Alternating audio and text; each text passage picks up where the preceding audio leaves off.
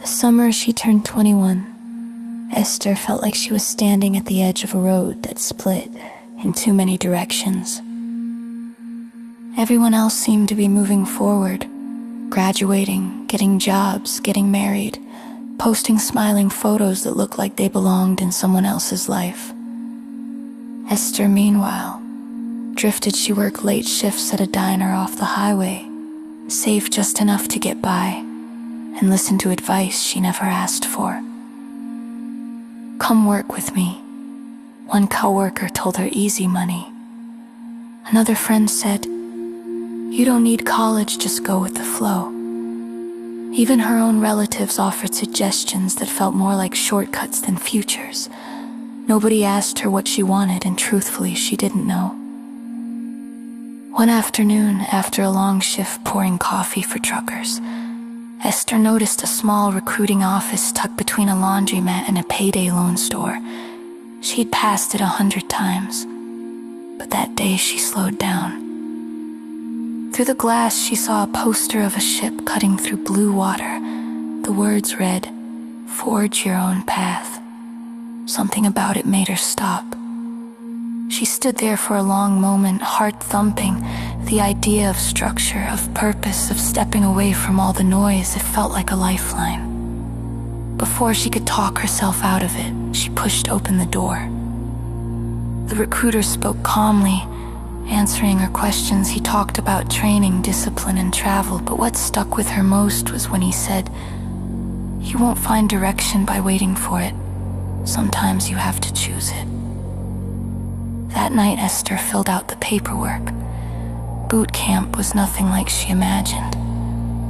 The first morning started before sunrise with shouted commands echoing down the hallway. Her body ached from exercises she didn't know she could do, and her confidence dissolved faster than she expected. The pace was relentless, the rules were strict. For the first time in her life, she felt completely out of place. There were days she thought she'd made a mistake.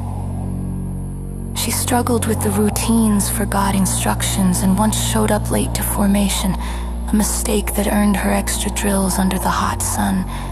Some recruits seemed born for it. They moved with precision, adapted quickly. Lena felt clumsy by comparison. One evening, after a particularly hard day, she sat on her bunk fighting back tears. The voice in her head whispered that she wasn't disciplined enough, not strong enough. Another recruit, a quiet woman named Ortiz, sat beside her. "You're still here," she said simply. "That doesn't mean I belong," Esther replied. Ortiz shrugged. "Nobody belongs at first, you just keep showing up." So Esther did exactly that. She kept showing up every morning, every drill, every challenge. She stopped comparing herself to others and focused on getting a little better each day. Her push-ups improved, her timing sharpened, her confidence grew, slowly like a tide coming in. Weeks passed, then one morning, during a team exercise, Esther instinctively stepped forward to help organize her group. She called out instructions, steady and clear. To her surprise, they listened. They finished the task faster than expected. Later, her instructor nodded just once, but it meant everything. When boot camp finally ended, Esther stood in formation, uniform pressed, shoulders squared. She remembered the girl who walked into that recruiting office, unsure, drifting, afraid. She felt like someone new. She chose training as a boatswain's mate. The work was hands-on and practical. She learned about deck operations, seamanship, and handling equipment. She learned to tie knots quickly, guide lines across the deck, and work as part of a crew where every role mattered. For the first time, Esther felt useful. Early mornings on deck, watching the sunrise over open water, gave her a sense of peace she had never known. The rhythm of the ship, the teamwork, the shared purpose. It all grounded her. She still had hard days. The work was demanding and the learning curve never disappeared entirely.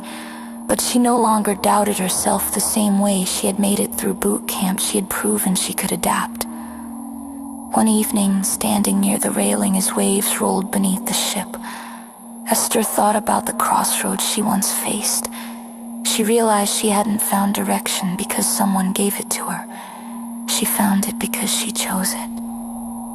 The voices that once pulled her the wrong way faded into the background, and their place was her own voice, steady, confident, guiding her forward. For the first time, Esther wasn't drifting. She was steering.